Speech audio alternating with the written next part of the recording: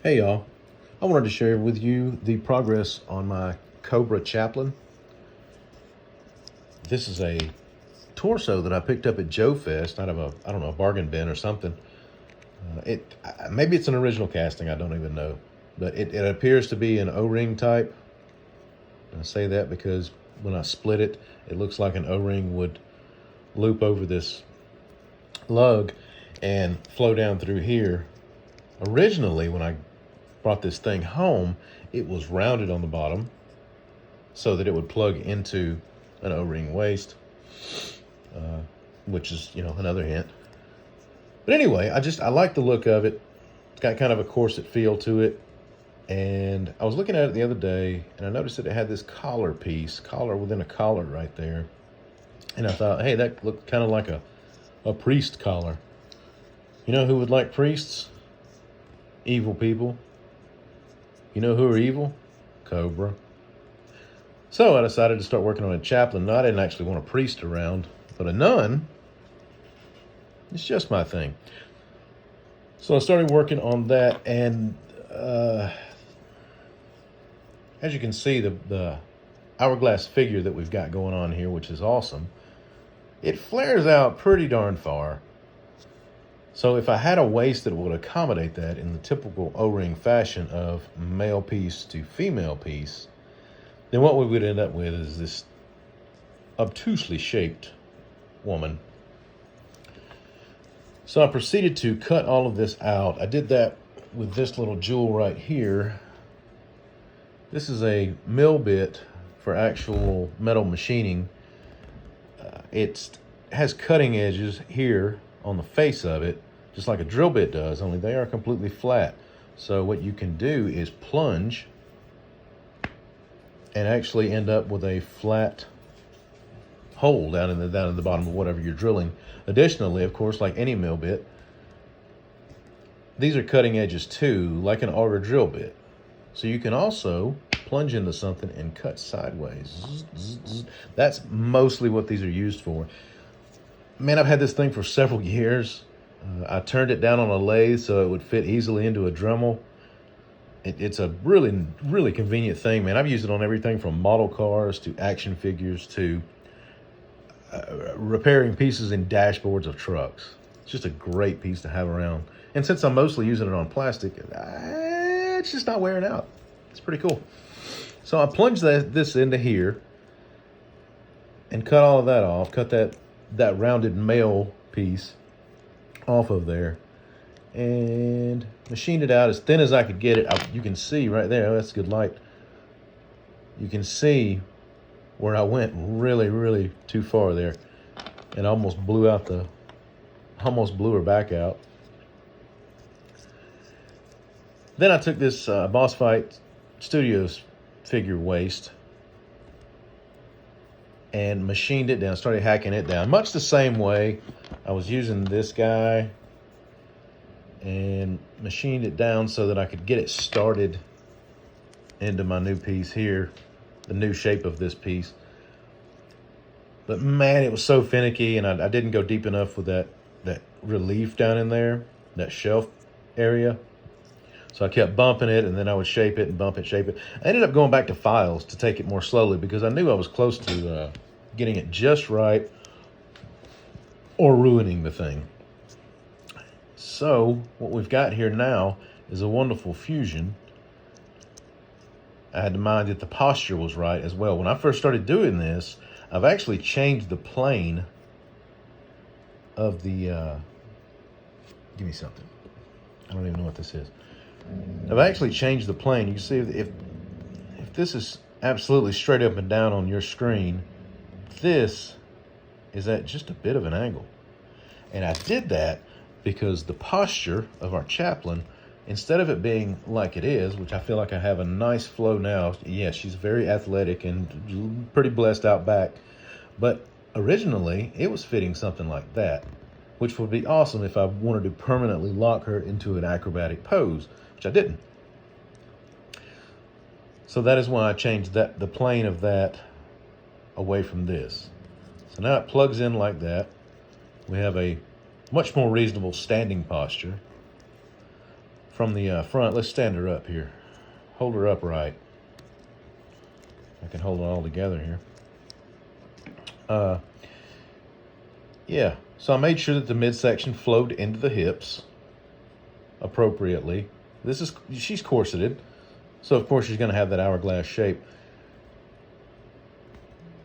But I think that has turned out pretty well. This was supposed to be a test piece, just because I had it laying around. This is actually a pants piece, and I am in the process of carefully, oh so carefully, losing my pointer, the mystery pointer. I'm in the process of sanding off all the pant lines. It's kind of painstaking because I don't want to lose any material out here because of the flow of the midsection to the hips. Anyway, because I want to go ahead and use it and make the most of the time that I spent machining this guy down and shortening this top and changing that plane. It was fun, but there's no need to do it twice. Additionally, this cowl, which comes from Star Wars Geek, this one is kind of abused, man. I tried to change the color. I should have just asked him if he would send it to me in a different color or sprayed it. But I brush painted it with 835,414 coats of white and eventually just got mad and threw it in a drawer. Anyway, I got a new one on the way for her because I want her hood to be black, and her balaclava, of course, her Cobra mask is going to be black with white up top. It'll just be visible under the edge of the black hood. That way, we got our black and white symmetry going on, which I think probably symbolizes something between clean and unclean. There's a way that they like to signal you that you're clean or unclean. Mostly unclean. They thrive on guilt. This casting is going to work out great for this because we've got this collar within a collar here. And that little collar right there is going to be white. So we get our priest collar look. And man, when I started tinkering around with this hood to use it, it fits this little V right here. I'm so excited about this. I'm trembling inside. I'm all a quiver.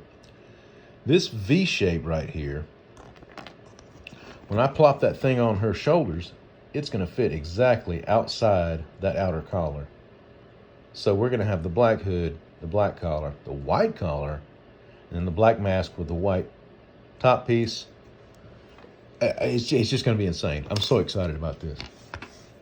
And I don't care what you say. Nuns are supposed to be, and I don't care what you say, she's going to be hot. From there, we're going to go with Boss Fight Studios legs, which I don't currently have. Probably just plain smooth black legs, almost as if she's wearing leggings. And I may go back with a classic Spider-Woman thing where maybe halfway down her thigh, we go white to her feet, maybe. I don't know, that may be too much white, because let's not forget Cobra is evil and nuns are evil. So we want to keep the motif pretty dark.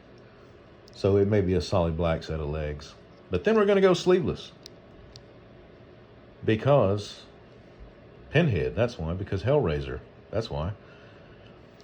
Speaking of which, I've got a little overhang here. The corset, and the corset, you can see there's a gap, which maybe this thing is, maybe it's got a little armor in it, a little padding in there. I mean, she's a clergy person. That's an awful word. But she's still in a terrorist unit, so she may want to armor up, keep herself safe. But would like to add some kind of skirt right here that hangs down at least part of the way, and maybe some kind of,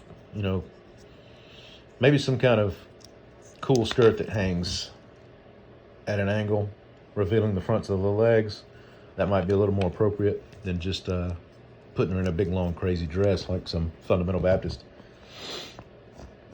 So at a glance, to the casual visitor to my office, breezes through and they glance around without asking any questions, they can say, oh, wow, that looks like a nun.